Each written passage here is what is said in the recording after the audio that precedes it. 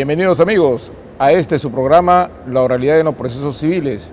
Este es un programa de la Comisión Nacional de Implementación, Monitoreo y Supervisión de la oralidad en los procesos civiles a nivel nacional, así como del equipo técnico de implementación de la oralidad civil en el Poder Judicial. Bueno, como todos los martes, tenemos el día de hoy una entrevista a un ilustre visitante. Él es de nacionalidad chilena, es director ejecutivo del Centro de Estudios de Justicia de las Américas, CEJA, y está de pasada en nuestro país, invitado por supuesto como expositor en un evento organizado por el Poder Judicial respecto a un encuentro de jueces en materia civil que han abordado el tema precisamente de la oralidad en la justicia civil en nuestro país. Bueno, como las entrevistas que acostumbramos tener, tratamos de difundir la reforma de la norma procesal que rige los procesos civiles a efecto de mejorar el litigio en esta área y hacer del proceso un proceso más célere. Dentro de unos minutos iniciaremos esta interesante entrevista.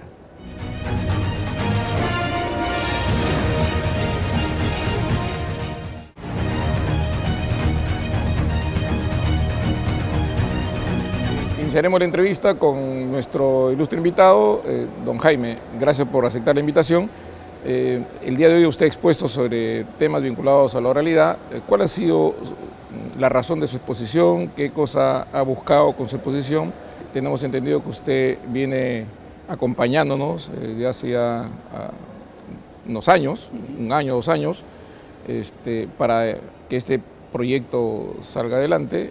¿Qué futuro le ve a este proyecto en nuestro país? De acuerdo, bueno, muchas gracias, magistrado. En primer lugar, CEJA ha estado colaborando con el Poder Judicial del Perú, con un piloto de una oficina corporativa, de un modelo corporativo para los juzgados civiles en Arequipa. Es una experimentación que se ha estado haciendo y que está dando muy buenos resultados que vamos a dar a conocer probablemente mañana con motivo de este seminario.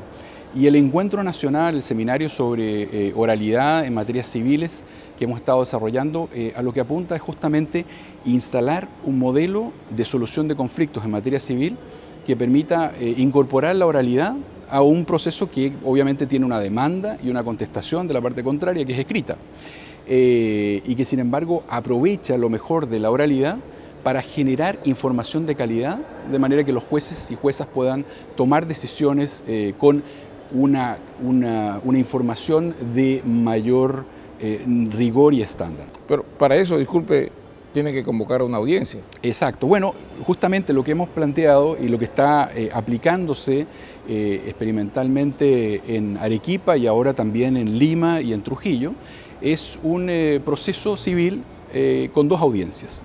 Una audiencia preliminar, una vez que ya se conoció la demanda y la contestación, una audiencia preliminar en que se busca fundamentalmente conciliar, es decir, llegar a un acuerdo entre las partes, se busca determinar cuáles son los hechos controvertidos, o sea, cuál es la disputa que hay entre las partes, y finalmente se determina si es que hay que pasar a juicio y no hubo posibilidad de acuerdo entre las partes, qué es lo que hay que probar y qué medios se van a utilizar para probar los hechos desde la versión de cada una de las partes. Y lo que explicábamos esta mañana en el seminario era en el escenario de que no hay acuerdo entre las partes antes de entrar al juicio y entramos a la etapa de juicio, o lo que en el Perú y el Código se llama la audiencia de prueba, cómo se desarrolla esta audiencia de prueba y cómo se produce información para la decisión del juez o de la jueza. Y esto significa un modelo que se llama un modelo contradictorio o adversarial. Y en que las partes en el fondo presentan la información que respalda su caso, por ejemplo, interrogando al testigo que trae la parte, y el abogado o la abogada de la otra parte contraexaminan a ese testigo para en el fondo buscar aquellos defectos de la información, determinar la credibilidad de ese testigo o la credibilidad de la información que está entregando. Con eso se produce lo que se llama un control cruzado. Una parte afirma algo con sus testigos, la otra parte controla la calidad de esa información. Eso permite lo que se llama la depuración o filtrado de la información para que el juez o la jueza tengan información de mejor calidad para tomar decisiones. La audiencia de pruebas está vigente en nuestro país desde el año 93. Y la audiencia única del proceso sumarísimo se mantiene vigente desde el año 93. Así es. O sea, hemos tenido audiencias. Claro. ¿Cuál es la diferencia? Muy excelente pregunta, magistrado. Lo que ocurre es que una cosa es tener audiencias y otra cosa es que efectivamente haya oralidad en esas audiencias. Correcto. ¿Correcto? Lo que ha pasado en el Perú, y no solo en el Perú, en muchos países donde los códigos dijeron que iba a haber un sistema oral, sin embargo no cambiaron las prácticas. Los abogados, las abogadas y los propios jueces, en vez de realizar un trabajo oral, es decir, un intercambio de información de carácter oral, verbalizan simplemente. O sea, o simplemente presentan todo por escrito y dicen, vengo a ratificar mi demanda, vengo a ratificar mi contestación. O leen. Si les exigen un poco, como dice usted, se ponen a leer, ¿cierto? Y eso no significa que haya realmente un contradictorio y un intercambio y un control cruzado. ¿En qué consiste la oralidad? Insisto, en que, por ejemplo, una de las partes cuando va a producir prueba, es decir, cuando lleva a un testigo, le pregunta a su testigo directamente y le pide información que sirve para aprobar el caso o los hechos que respaldan su demanda. Y entonces el abogado de la parte contraria, el que está siendo demandado, controla la calidad de esa información. ¿Y cómo lo hace? Contraexaminando a ese testigo y buscando dónde pudieran estar los errores o la falta de exactitud o incluso la falta de credibilidad de ese testigo. Es decir, que el juez o la jueza no deberían creerle a ese testigo por algún motivo. O que si el testigo es creíble, la información que dio es interesada, es inexacta, es parcial, no es correcta. En esto del interrogatorio, ha comentado usted, sigue en cierta medida un sesgo de modelo adversarial. Sin embargo, en nuestro país no es extraño que el juez interrogue al testigo o que interrogue, además, luego que interroga la parte contraria o las partes al testigo, el juez también interroga. ¿Eso supone que el juez pierde imparcialidad o hay algún límite para su interrogatorio? ¿O es preferible que el juez se mantenga al margen? Buena pregunta de nuevo. Bueno, como les decía en la mañana, el ideal en un sistema oral y adversarial es justamente este contradictorio, ¿cierto? Este enfrentamiento entre las versiones de una parte y de la otra. ¿Cómo veo yo los hechos como demandante? ¿Cómo veo yo los hechos como demandado? Eso es lo que se llama usualmente una teoría del caso, que tiene una y otra parte. Y por lo tanto esas teorías del caso están enfrentadas. La idea es que el juez o la jueza sean imparciales y por lo tanto no tengan su propia teoría del caso, sino que de acuerdo a la prueba que se produce en la audiencia de pruebas, finalmente decida esta teoría tiene la razón o es esta otra teoría, esta otra parte la que tiene la razón. Entonces, frente a su pregunta, lo normal, lo ideal en un sistema contradictorio es que sean los abogados o abogadas de las partes los que hagan el examen directo y el contraexamen. ¿Cuándo sería la única ocasión en que nos parece razonable que los jueces hagan preguntas? Desde luego las hagan al final, porque si las hacen al principio uno diría, bueno, ¿y por qué están haciendo esas preguntas? ¿Tienen una teoría del caso propia en la cabeza?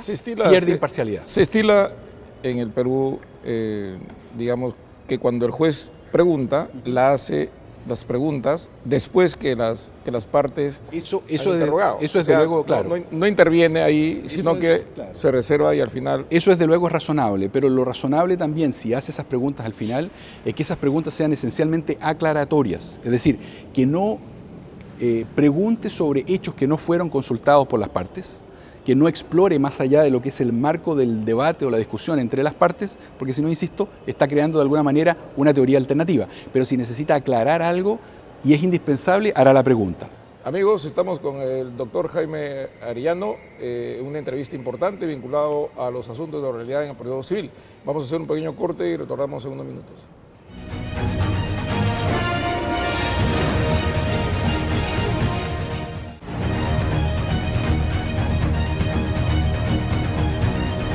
Nuestro Código Procesal Civil, en una de sus disposiciones normativas, el artículo 194, para ser exacto, permite al juez la prueba de oficio.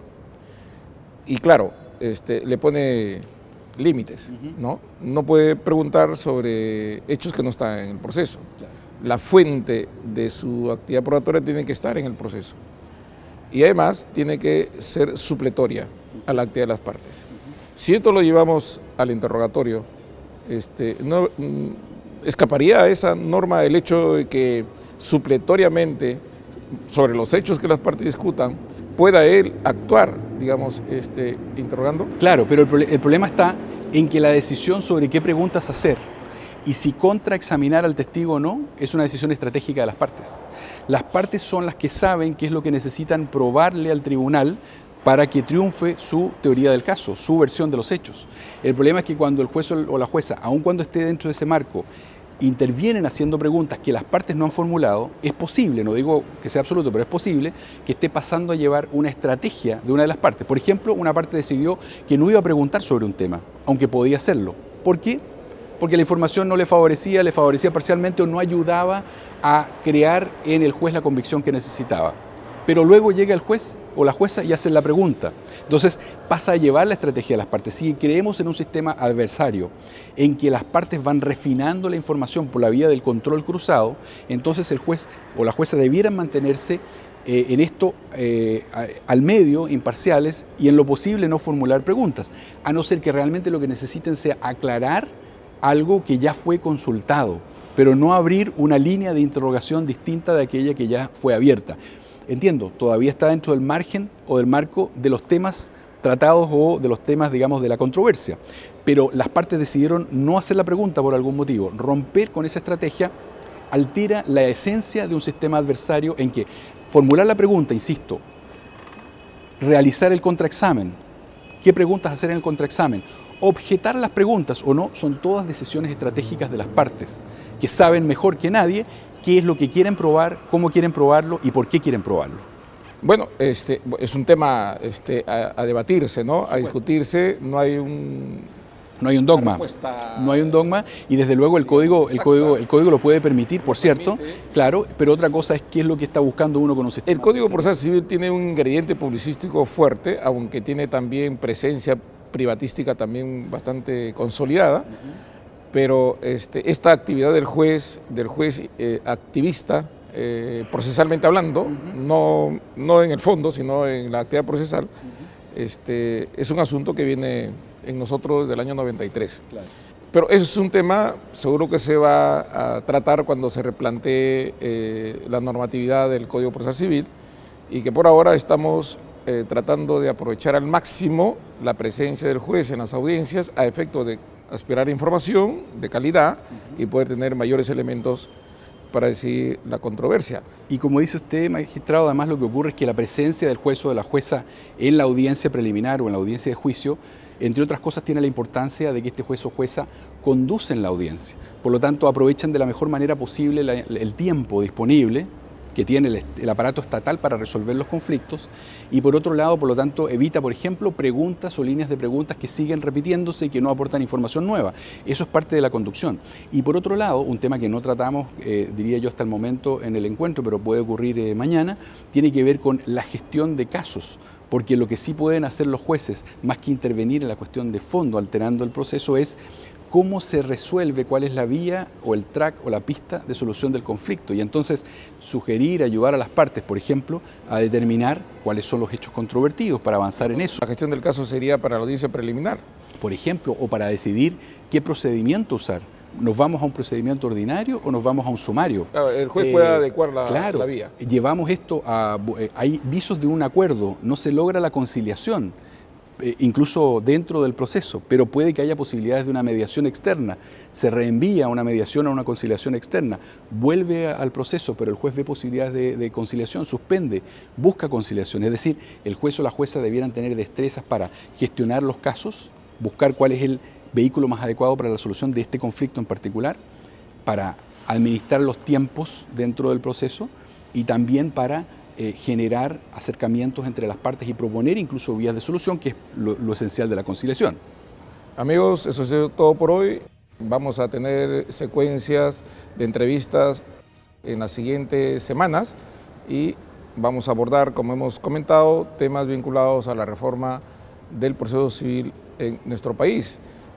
Don Jaime Arellano es un ilustre jurista, muy empapado, conocedor de los temas vinculados al proceso civil y creo que ha sido de mucha utilidad esta conversación. Muchas gracias por la invitación, doctor, y además felicitaciones por liderar este proceso tan importante de transformación del sistema de justicia civil en el Perú, con el que Ceja obviamente está disponible para seguir colaborando.